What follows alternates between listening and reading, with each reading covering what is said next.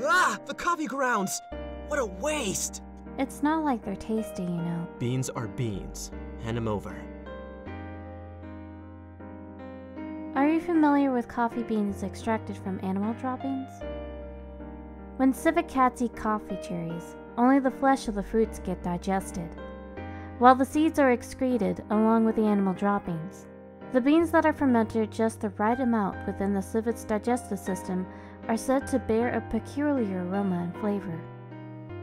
Being quite rare, they are circulated in the market as luxury items. Isn't it fascinating how something once considered so filthy can come to be valued so highly? Denji-kun, would you be willing to even eat those coffee grounds? You bet.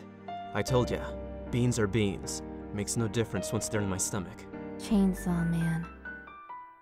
If I were to be consumed by you, would I simply be digested in your stomach, or perhaps would I be born anew as something greater? You know, Denji-kun, those are civet coffee bean grounds. Blech!